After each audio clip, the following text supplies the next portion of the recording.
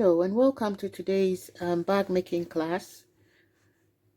If you are new on this channel, I would advise you to subscribe and be notified when a new video is uploaded. And on this channel, we do not only upload bag making videos, we upload tailoring videos, jewelry making videos, soap making videos, and of course bag making videos and millinery videos. So I would advise that you subscribe so that you'll be notified when a new video is uploaded. In today's class, we are doing another kind of Kisslock bag, and this is what it looks like. Now, the design of the bag I have here looks like exactly the hardwares that the students in my class have. That is why it is drawn like this. But of course, you can have your Kisslock in any form. So this is my Kisslock that I'll be using for this bag. I'm going to leave the wrap on it just so that when I fix it, I don't mess the metal bit with some glue. So after I finish fixing it, then I'll take the glue off, and then I still have my shiny metal untouched. So this is the bag we're going to be doing today. Measurement for the bag is going to be 12 by 12 inches. So 12 by 12 inches. So let's go through with the things that you would need for the bag. So you need your fabric and then your lining. So this is the main fabric for my bag, and this is going to be my lining. And then of course you need your Kisslock. So this is my Kisslock, and it came with some screws.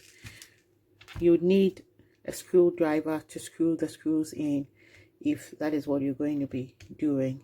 Okay, you also need some cutters, your scissors and your rotary cutter or whatever you're going to use, your measuring tools, your sewing machine, and your foam, your craft foam.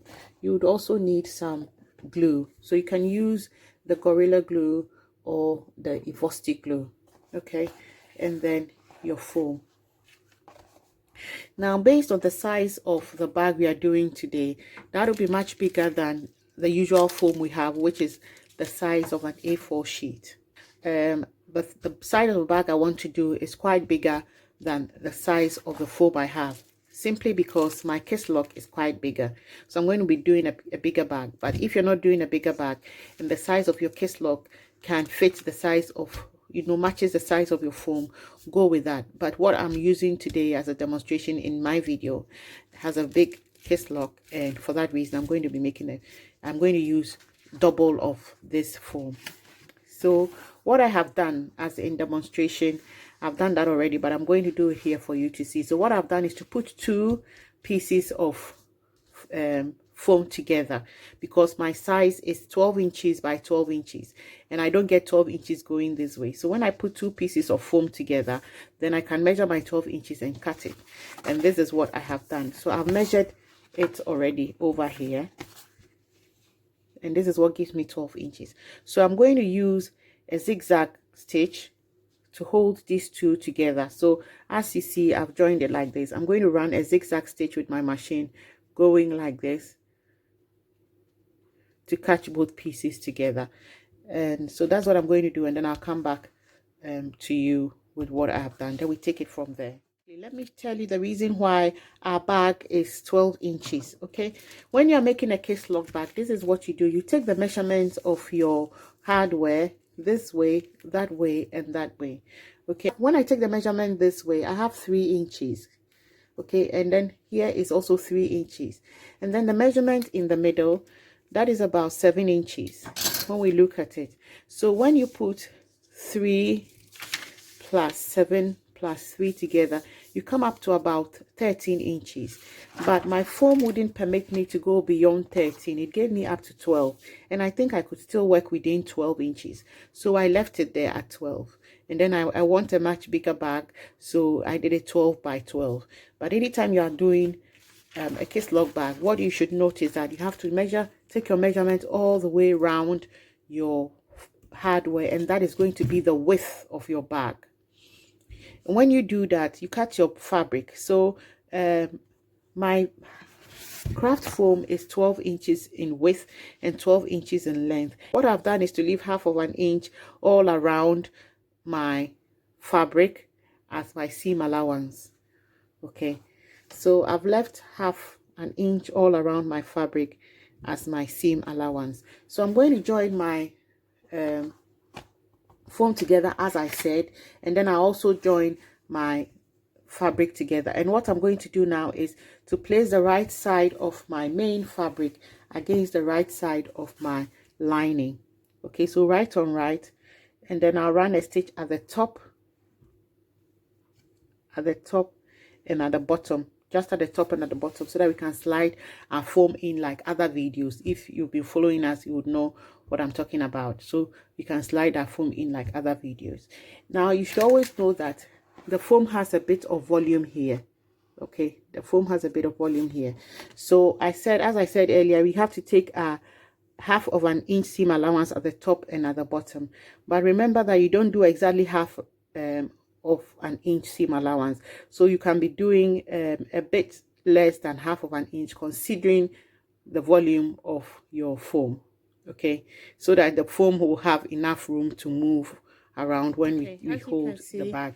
I've run my zigzag stitch to stick to keep my two pieces of foam together. I've also run my top stitch and my bottom stitch. I'm going to turn them inside out and give my fabric a press, and then I'll come and sandwich my foam in between the two fabrics, and then I'm going to sandwich my foam now into it. So as usual, I've done my sandwich. I've sandwiched my foam into it. For this bag, I did not give it inside pockets, but we've done different types of inside pockets for bags. So if that is something you want to do, of course you can always go back and put an inside pocket in. If you don't know how to do it, you can refer to some of the bags you've done previously, and you'll be able to fit your inside pockets. But for this bag, I'm just going without the inside pocket. As usual, I'm going to be doing French seams on the side. That's what I'm choosing as my edge finish. So I'm using the French seam on the side. But before I do that, I'm going to put some pins to hold my foam so that it don't move or shift its place when I'm stitching, because I've decided on the side that I want to stitch how wide I want to be stitching. So I just want to keep some pins in place to prevent my foam from shifting around when I'm stitching. When you finish with your pins, you just fold it over. We are doing a French seam finish, so we are first going to stitch on the right side, then we turn it over, and then we stitch on the wrong side. I'm going off to do my French seam finish, and then I'll be back with it. Okay, so I've done my French seam finish. As you can see, it looks really beautiful, and then that's the inside. But I want to give my bag a stand before I finally turn it inside out. So as you know already, to give a bag a stand, you're going to match the side seam to the bottom seam, but there's no seam here. But of course we know that when we put it into two, this is where the bag breaks. Okay, so I'm going to match the side seam to the bottom seam, and I want to go in about 1.5 inches. I'll see 1.5 inches in. So this is where my mark is, and then at that point I'll draw a line across. Okay, at that point I'll draw a line across. So I'm going to put some pegs on the sides to hold it together for me, and then I'll do the same on this side as well.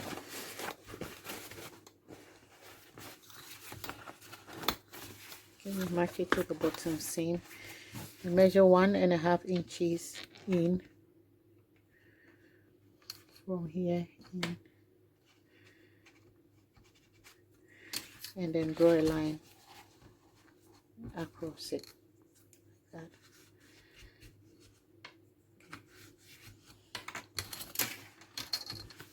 So I'll put some craft pegs in place to keep it together, and then I'll run a stitch across both ends. When I finish, I'm going to cut it off and then finish it off with a zigzag finish. Okay, so I've cut it and then I've run my zigzag stitch Okay, I'm going to turn it inside out now.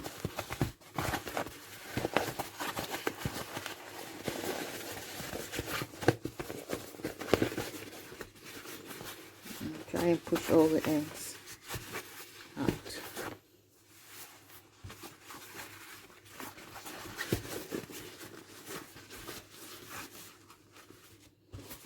I have my corners pushed out beautifully. The next thing we have to do now is to put our Kisslock on, and then our bag is ready. So that's the next thing we're going to do now. Now at a point I wanted to keep the wrap on so that we'll be able to, we don't get glue on it in the end, but it looks like it will not be possible because I have to get the wrap off and then get my glue in the groove. So sadly I'm going to have to take all the wraps off and then open it and then work with one side at a time. Okay, so it's going to be like that. Now I have to find the center of my bag and then match it to the center of the Kisslock. So I'm going to put my bag into 2 halves. Okay, and I know that this is 1/2 of my bag. So this is the center of my bag. And now this hole tells me that it's the center of my Kisslock. Okay, so I'm going to try and match my center line with the center hole.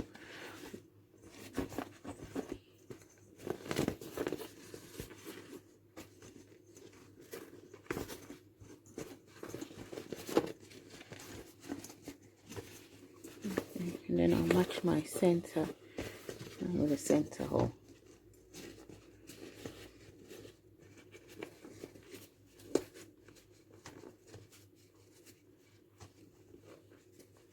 I'm going to try today and see if I can actually put the nails together without having to put on any glue. Okay, so I'll try that and see in a minute if that's going to work. I'm going to put some pins to hold my foam and my lining together to make fitting the Kisslock easier. Now I know that this is my center of the bag, so everything else goes inside the Kisslock like that, and then I match it with a center hole.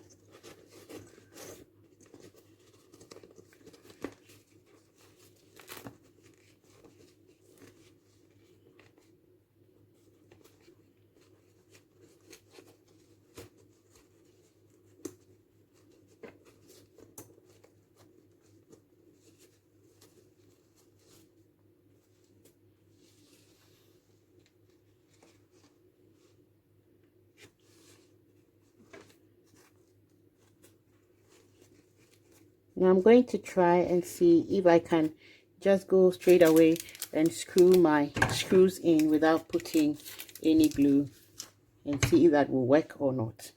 Okay.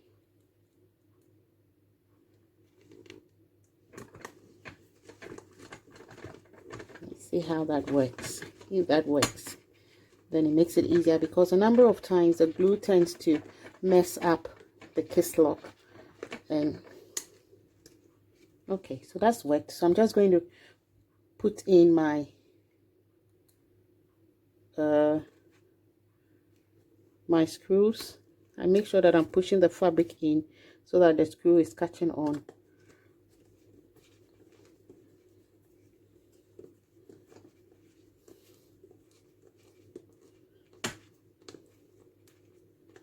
Okay, so that seems to have worked perfectly. I'm going to give it some further push down. Okay, so I'm only fitting the Kisslock. So just try and push the fabric all the way up so that it catches on.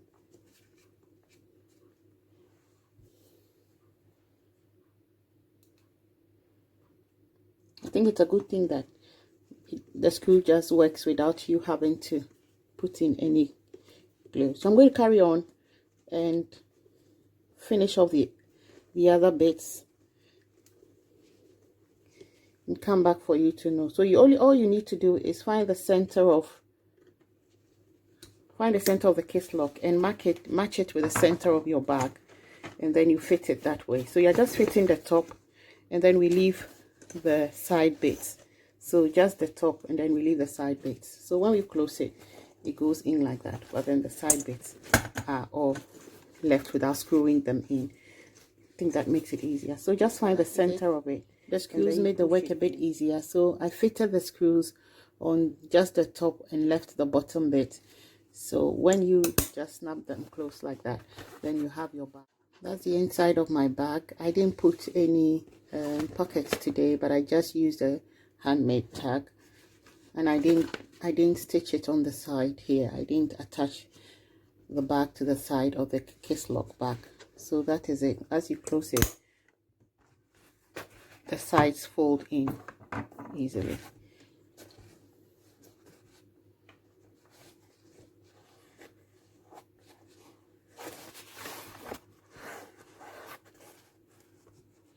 So we've come to the end of today's project. If you liked it, please don't forget to give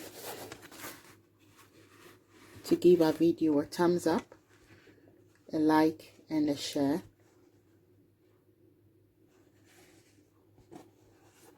And hope to see you again in the next video.